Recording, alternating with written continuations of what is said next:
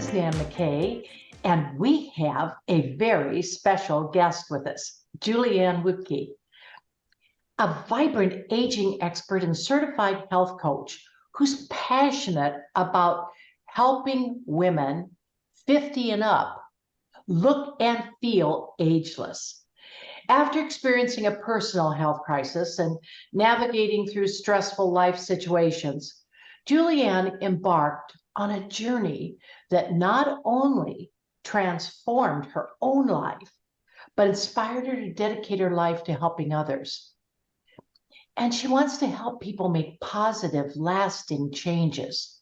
Her unique approach focuses on leveling up habits for good, making it feel effortless to finally make those changes that have been so elusive for all of us. She's the ultimate problem solver for those who come to her when nothing else seems to work. So let's dive into her journey, her approach to coaching, and get some actionable tips on how we can all make positive changes in our lives. So welcome, Julianne. Thank you, Nan. Thank you for having me. Julianne, can you start by telling us just a bit about your journey from being 50 pounds overweight, I can relate to that, and generally miserable, for becoming a vibrant aging expert and health coach? Oh yeah, thank you, Nan. Yeah, a lot of people ask me why a health coach? What's that about? And really, I had struggled like a lot of us have with weight most of my life. Just 50, kind of losing and gaining the same 15 or 20 pounds. But I'll tell you what, right around the time I turned 50, a lot of things happened in my life. Number one, I was beginning to go through menopause. That was something, of course. And also, it was that time when the economy was just sort of melting down. So our family finances were in crisis. Of course, huge amount of stress with that. And we were already business owners, so a mom and pop business. And of course, there's a lot of stress with that. Our children were both in college at that time. And a lot of things going on, obvious, and my elder parents were not doing well. So my mom was showing signs of Alzheimer's. She actually had dementia, so I was trying to see her as much as possible. So you can imagine, just like with a lot of us, this whole soup of issues happening all at one time. So yeah, it was very easy to put on 50 extra pounds just by turning to food and alcohol and whatever, just to relieve some of the stress. And I was in my early 50s finally, and I just realized that I felt old. That's all there was to it. I just felt old. My joints were achy. I had terrible inflammation. And I was thinking, is this it? Is this how it's going to be? Because I know a lot of people feel that way. They're like, oh my gosh, is this what getting older is all about? But I was just determined not to have that be the case. And so I really began instead of just, like a lot of us women, it's more of a vanity journey. We want to fit into that size of dress or those size of jeans, right? Or look good in the bathing suit, on our vacation or, whatever. But all of that just kind of went away when I realized that it was becoming more of a health issue for me. And I could almost see myself, in the next 10, 20, even 30 years. And if I didn't help myself then, what was going to happen? So anyway, that's how it all got started. I just began on my journey that way, in earnest, not just out of vanity, not to fit into a certain size jeans, but because I needed to get better. Have you also heard, because I've heard this so many times, that the high school class reunion is the thing that makes people want to lose weight? Yeah. Or someone's wedding where you're going to see your ex. Yeah. You got to do the revenge dress, right? The revenge dress. Well, I think you think, oh, those people will think I'm old, I don't look exactly like I did. And then you go to one of those reunions and it's like, nobody looks like no one cares. No one looks like their photo. Right. Well, how did you navigate the stressors of your life? As you said, if you turn to food and alcohol for relieving stress, like I Mhm, know I have done in the past, probably still do, uh, and things like your elder parents needing help, which mhm. you mentioned, and your family's financial crisis, then how did you navigate all that while trying to make positive changes for yourself? Well, some of those things, I mean, some of the things were working themselves out eventually. With my folks, I just made a commitment to see them as often as I could. I couldn't be there all the time with them. They only lived about 2 hours away or so, so that wasn't too bad. And of course, my brothers and sisters were helpful, but there was that. I just tried to spend as much time as possible with them. So that's sort of, you just have to find how to deal with these separate issues. Our family finances, I just had to, it was almost like it's interesting when we go through these life changes, it's almost like we go through a grieving process, right? So when your business all of a sudden is, when it starts off being healthy and vibrant, and all of a sudden your family business that's paying your mortgage and sending your kids to school is not making any income or very little income, that's a loss. That's like an emotional loss. So, but that eventually we just kind of kept looking for new pathways. And that eventually sort of, began to work itself out, not in the way I would have hoped, but, things happen, right?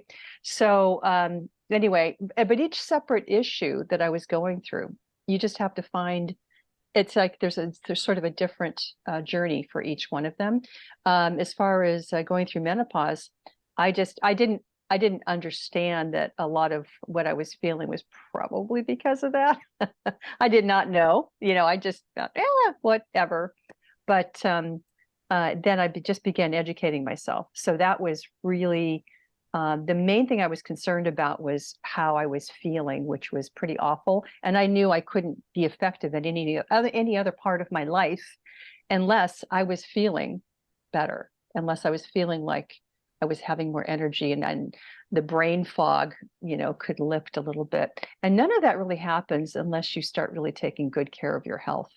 And I just started reading books and listening to and not so many podcasts, but there were different things I could listen to, different interviews from different wellness experts and thought leaders on the topic. And again, just educating myself and just slowly finding out different things and kind of, eventually I found the right system and that included accountability and information and support. But it was difficult. You just have to just take one step at a time and see what's working for you. But I think it's just being determined, that it happened.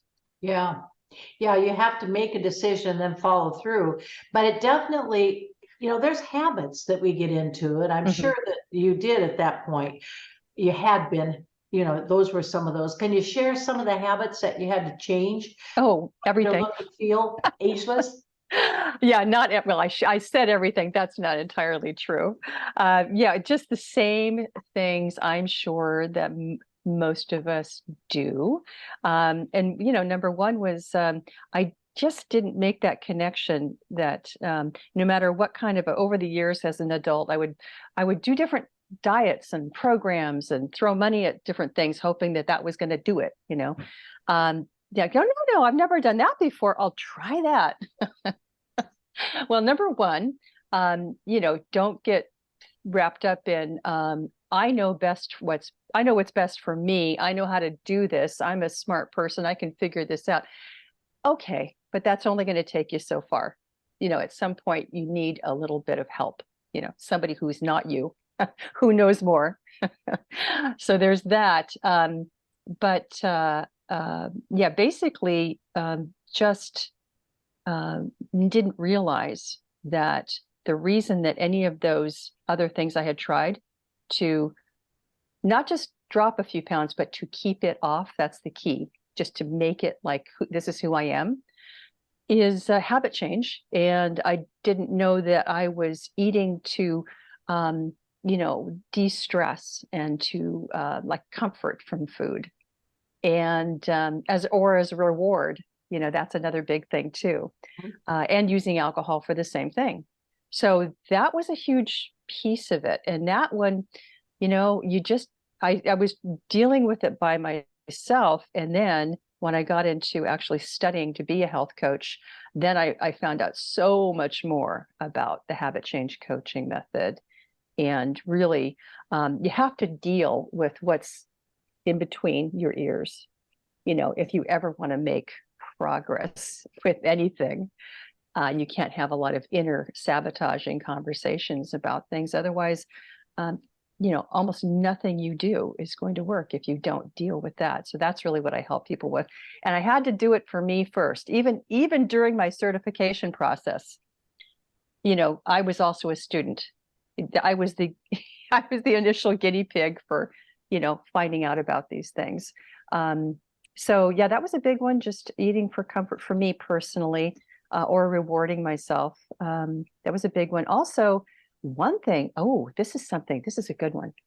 This is something that people don't know. And this is one of the things I help people understand, that a lot of packaged and processed foods, which everyone's eating, even a pack of, healthy nuts from the convenience store, that can be problematic. But almost anything that comes in a package with a long list of ingredients, a lot of those ingredients are designed not for us, not for our own health and benefit, but to keep it fresh longer, and also to keep us eating it. Like it is not an accident that people sometimes eat an entire bag of potato chips while they're watching a movie, if you've got the whole bag there, because it's just tasty and it's literally designed to keep you eating it, to satisfy those food cravings. Even though you may not be feeling well, you still keep eating this stuff. So a lot of the packaged and processed foods are, number one, not good at all for you. They're not designed for our health, regardless of what it says on the label. And also they're designed to keep us eating them, to keep us craving them. So it's, there's no accident there. And a lot of people just don't realize that. And they need help, though, stepping away from that stuff. I have a question on things like, what about mashed cauliflower that comes down a package, or so many of these vegetables that are frozen? Are those still okay? For the most part, yes, but it all depends. You need to just look at the label. I know there are a lot of like fresh frozen vegetables. Those are great. Those are picked at the peak of their ripeness, frozen immediately, packaged. And if you're reading the ingredients on the label and it says ingredients, green beans, that's okay. Ingredients, beans. But if you're reading ingredients on, I don't know, low-calorie lasagna made by some well-known brand, and you can't even pronounce some of those ingredients, or you're not sure what they're doing in there. Like, why is there sugar in this? Why is there, potato starch and something I don't even know what that is, kind of a thing. Well, that may not be so great. And extra salt, extra this, extra that, a lot of things you don't need. So, did you finally settle on a program that you used, or did you just try to do it by yourself? Not a specific program. I tried out different things. I'll tell you what. Oh, I have the book here, but it's helping prop up my my screen, so I'm not going to pull it out and show you. But a really breakthrough moment for me was as somebody who was raised with the thought of, I grew up in the 60s and we were taught that fat is bad fat, like take fat out of everything and then you're going to be okay. Not true. However, because there's a difference in fats. So I came across a book that the title of it was Eat Fat, Get Thin by Dr. Mark Hyman, a functional medicine practitioner.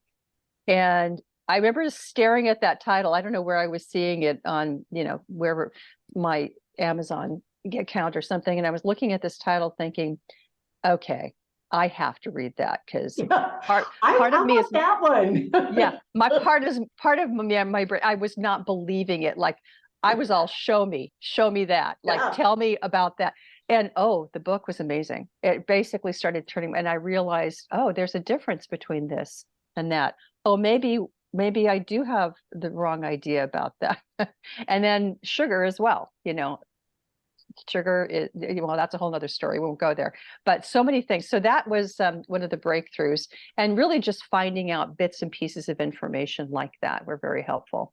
Um, did you have a different, was there anything more specific that you wanted to know? Like, am I following a paleo or a vegan, or is that something that you Yeah, or wanted to? Weight Watchers, or, any of or some of them where you can order foods and that you just eat their foods, and anything like that. Did you just Oh, decide? I tried them all. Yeah.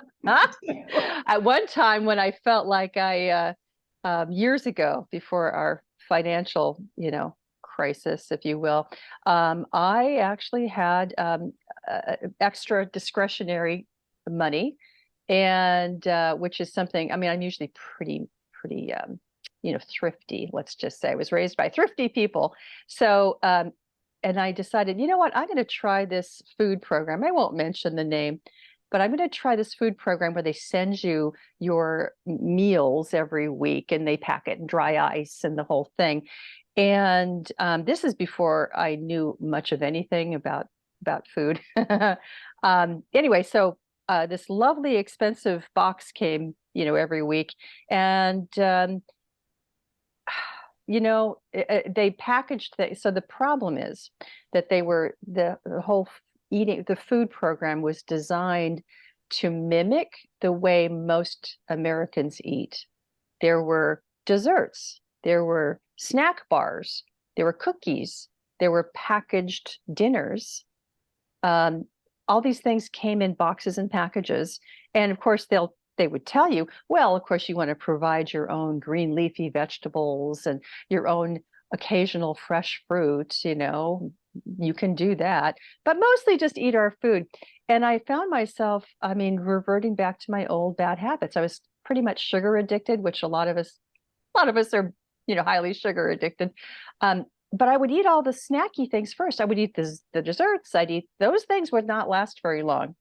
And then eventually I'd get to the packaged foods. And so I couldn't even stick to that, even though it was very much, oh, eat this now, eat this now, eat this now. No, my addicted brain didn't follow any of that. It just went for the sweet stuff. And then I realized I couldn't believe I was blowing it on this expensive program. But it was really just because it wasn't really me. I was blaming myself. Like, who here does not blame themselves when their programs go wrong, right? We just think it's our willpower. I was so weak. I did something wrong. I'm not, but it's not. It's not that at all.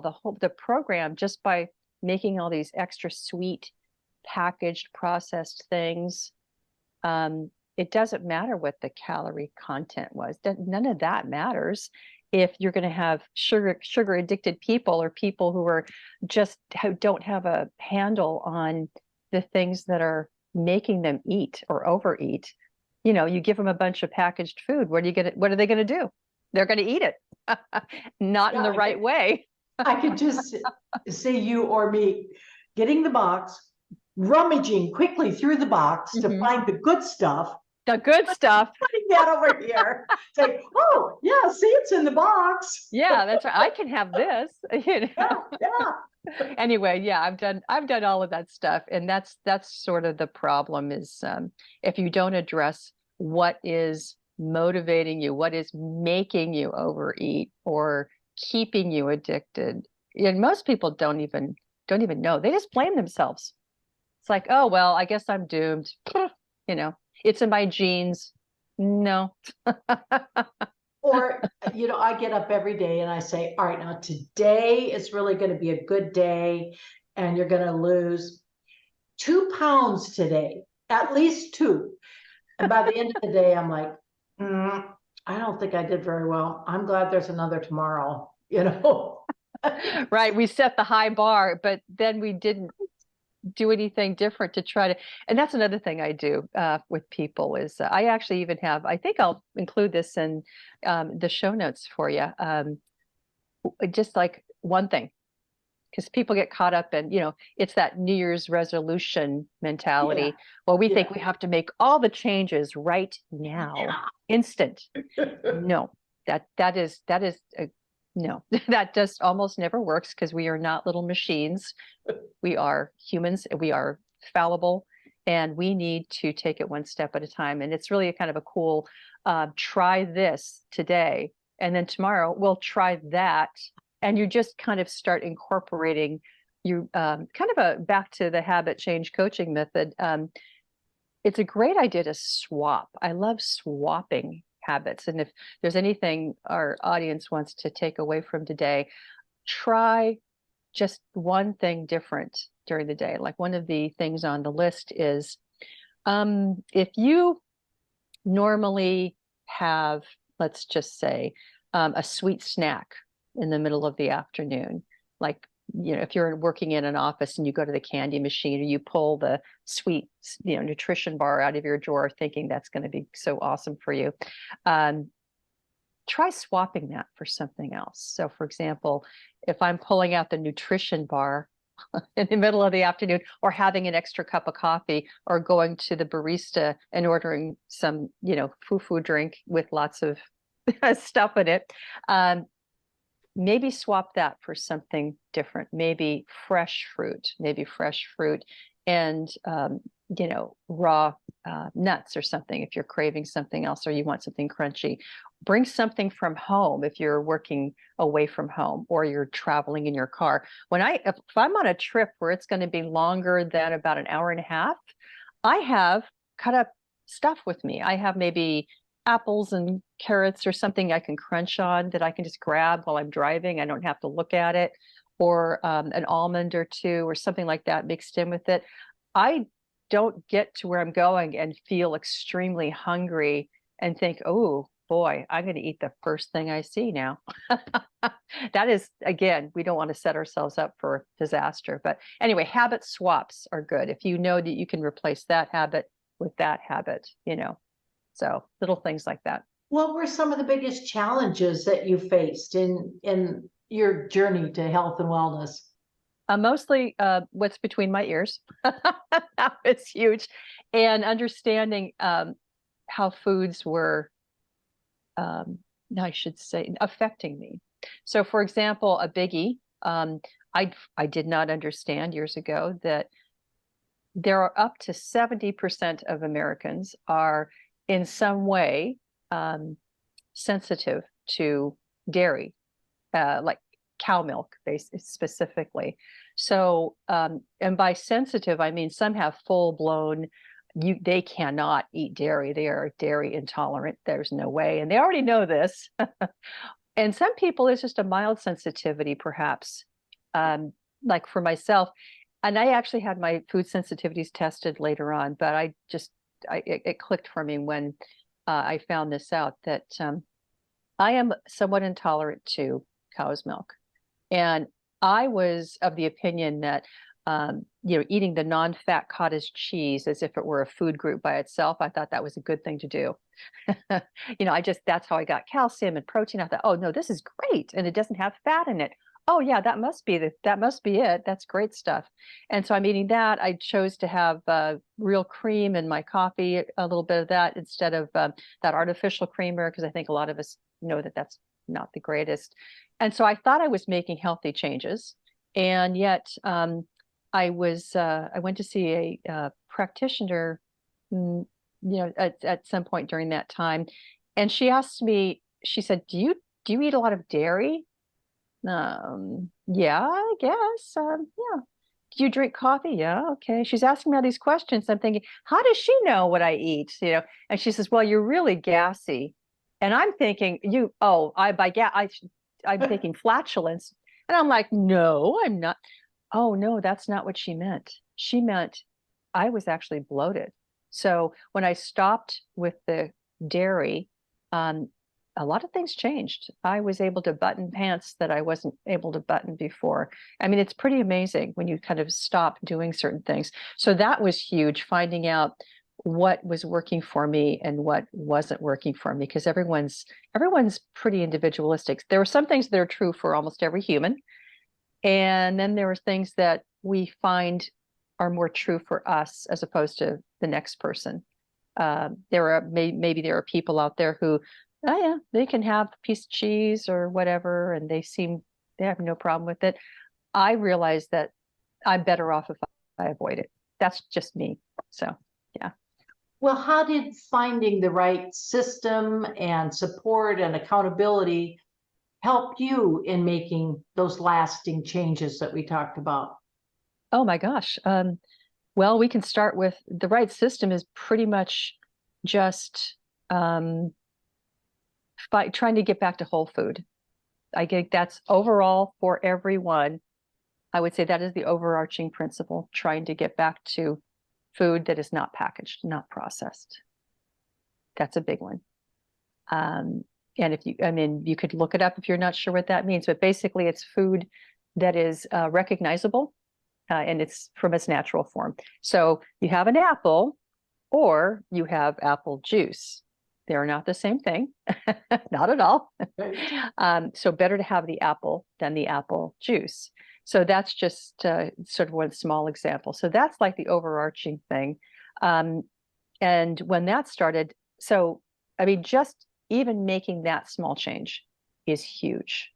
And that was probably one of the biggest things for me. There's also an interesting component that I help my private coaching clients with. And we practice a lot of not just what we're eating, but how we're eating. For example, a lot of people don't understand this. They think we're just like little calorie counting machines. Oh, well, I didn't have that many calories today.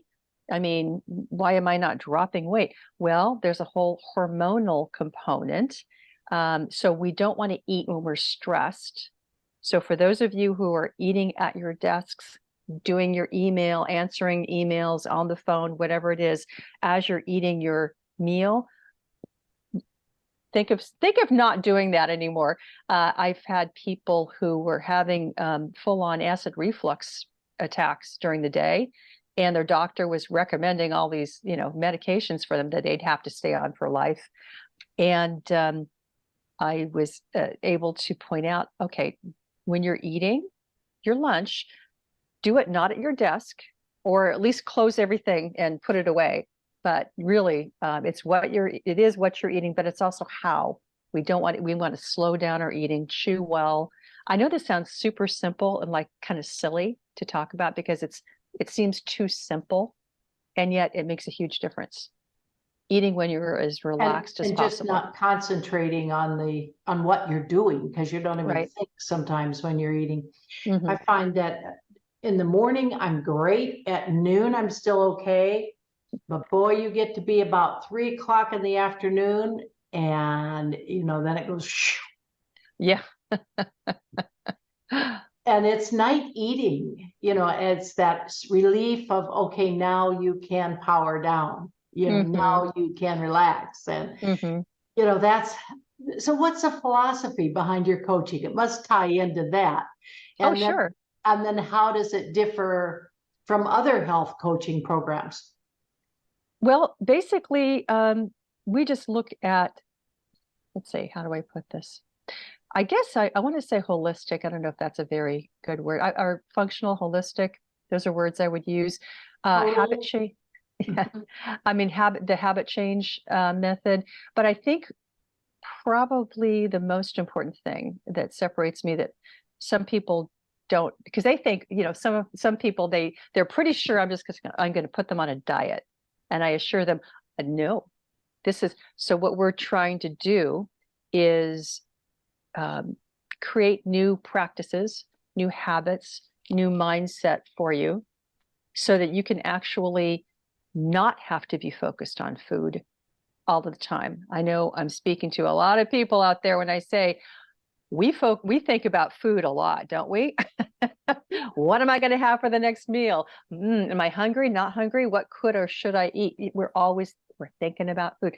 However, when we get to a party or something, or it's a celebration, what are we supposed to do? Just like, oh, there's the cake. Can't have any of that. I shouldn't have that. Oh, Aunt Margie is putting her pie in front of my face. Am I insulting her if I don't have a bite of that?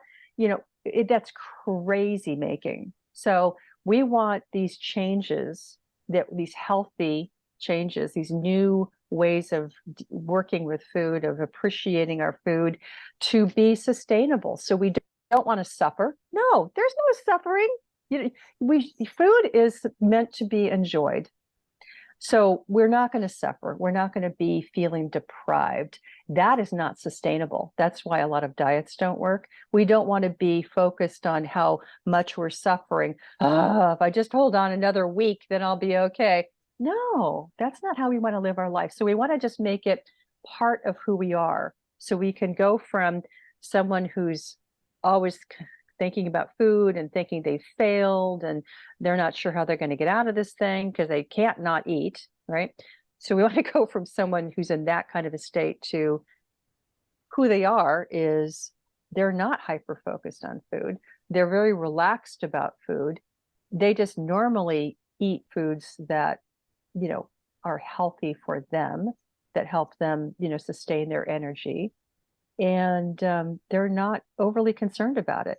And if they have a cookie at the party, they're not going to beat themselves up for it. If they have an occasional glass of wine or two, they're not going to worry about it.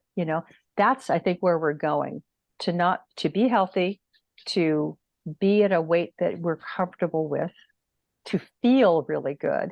And of course, all of this, you mentioned I was a vibrant aging coach. To me, that's really, there's maybe that's the vanity kicking in. I'm not really sure. But as I get older, I like it when people don't know how old I am. Yeah. Well, I'm okay with that. I know you're the same, man, right? That's why I initially interviewed you. I'm like, oh, really? Oh my God, I got to find out more about this lady. Anyway, but that's a big part of what we do. Could you share some success stories of clients who came sure. when kind of nothing else seemed to work? And yeah. As a matter of fact, there is one client who, she travels a lot. She's a professional. She has her own company. She travels. And that was a big part of her issue. She's over 50, I think even getting closer to 60 now.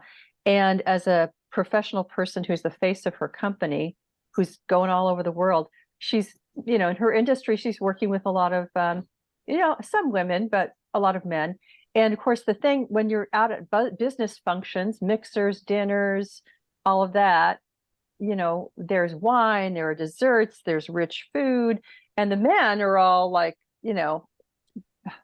anyway, it was a little bit hard for her. And she was just feeling like she wasn't confident in her body. She's confident about her professional world, but as far as her appearance and how she looked in her clothes and how she felt and her energy, not so much. So yeah, we started working together, and she gradually was able to swap, like maybe have half a glass of wine for dinner, just so she can toast with whatever is going on, right? And at the mixer, just do a fancy, so she doesn't drink during the meet and greet, fancy sparkling, drink with a squeeze of lime and a straw. Nobody's going to ask you what the heck's in your glass. They don't care, but just little hacks like that. And also strength building and toning things that she could work on in her hotel room. That was so she would normally when she gets back from her trips, she can go to the gym, she can see the trainer, she can go do yoga, whatever. But when she's traveling, which is a lot, it all goes to hell. So that was a key piece for her, is navigating that away time, and then navigating that transition time when she got back home. And the first thing she wanted to do was just open up the refrigerator and start, where's the wine? Where are the snacks?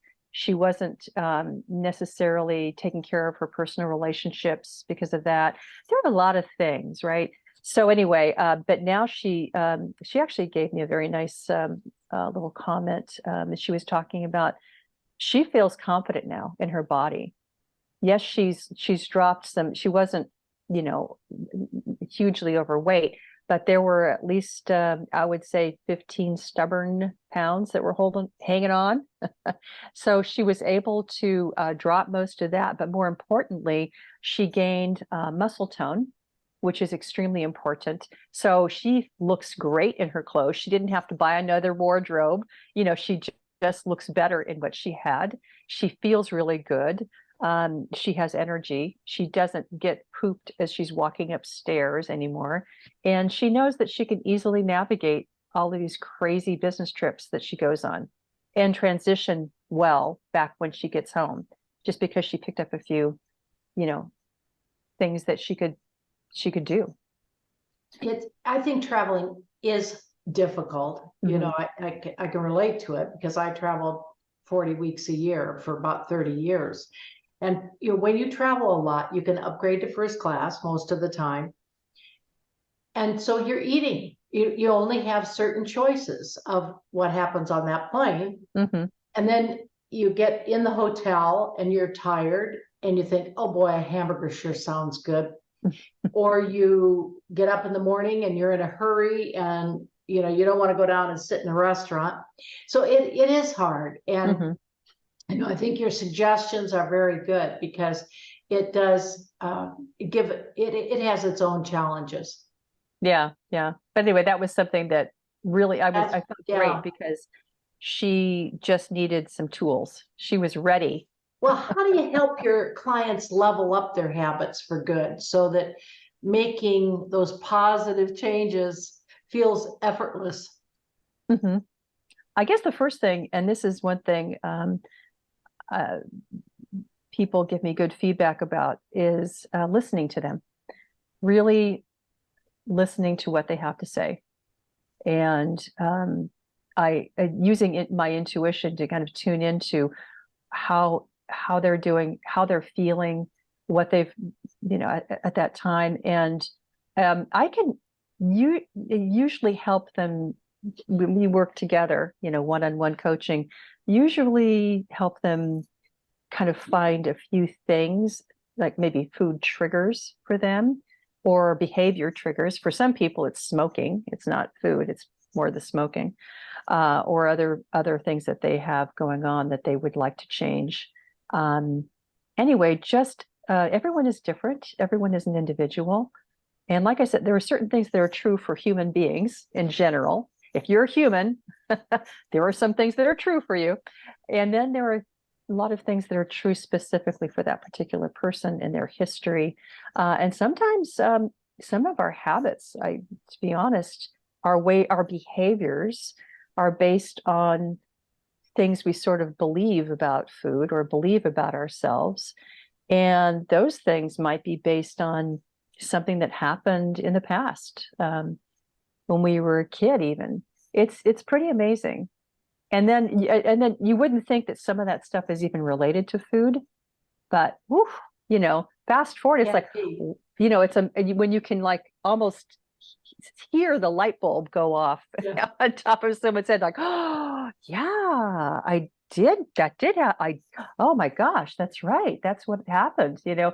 And I did believe that was true. You know, like not letting go of grudges. Oh, that's a big one. Wow, that's a big one. Anyway, we won't get into that right now. Do you have any special advice for women, say 50 and up, who are feeling fat and tired and old and struggling to make positive changes in their lives? Yes, the big one is stop blaming yourself.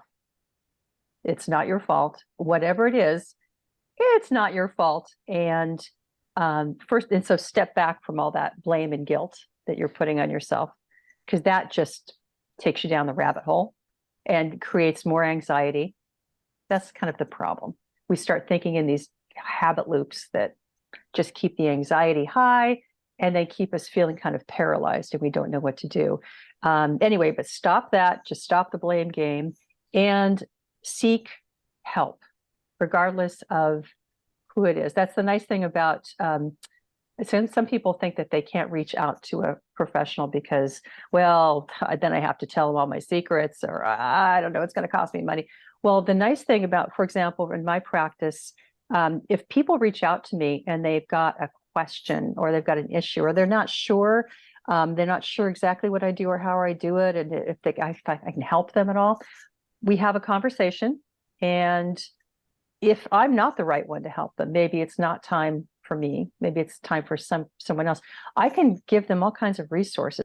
I can refer them to someone else or something else so that they can continue on. But it's never just like a snap your fingers, wave the magic wand, make it all go away. It is a process. It is a journey. I talk a lot about people's journey, and it's just, kind of moving the needle a little bit at a time, one day at a time, and just take a step. Take the step you're afraid to take. Make a phone call, send a text, ask anybody for help or something like that. Read a book. Well, that leads me to the question of, so if somebody wants to work with you, tell me two things. One, how do they contact you? And number two is, so what's the process of what you do and what you offer? Yeah, it's pretty simple. I have some short programs that almost anybody, if they go to my website or they're on my mailing, like my email list, like once a month I'm in communication. I tell them about what's happening and give a lot of information about, just free information about things having to do with health and wellness. So there's that. If they want to get on my email list, they can just contact me at juliannehealthcoach@gmail.com. I have a website. It's my name, Julianne Wutke, healthcoaching.com. And I know those will probably both be in your show notes. And the process is really as simple as, if they're not sure, because first of all, people usually are not sure. If they're kind of curious, but they're not sure, what it's like to work with me or if I'm even able to help them. So initially, if someone is intrigued, curious, I will have them answer a couple of questions, just real simple, about what they're experiencing. And then I'll look it over and I'll contact them and say, hey, let's have a conversation. I've got some ideas, or I would need to know more, or I think I can help you, or, even if I don't know if I can, I'll get back in touch with you anyway, because I have some resources that I think you'll find helpful. So it's a win-win either way. If you're going to get in touch with me, email, phone, contact me through my website, whatever it is. If you reach out to me, I will get back to you and we'll just go from there. So, but I never try to help anybody if I don't know what's happening with them yet. That doesn't make much sense to me. Well, Julia, it's just been so great to talk with you, and you've given us so much information. It's just been fun to share the time with you. Oh, thanks, Nan. So, I do hope people will look at our website and your write-up, because we'll put some more information on what you can offer in that area, special to us. So that's great. All right. Well, thank you for coming and being with us, and we wish you much success in what you do. All right. Thanks, Nan. I appreciate it.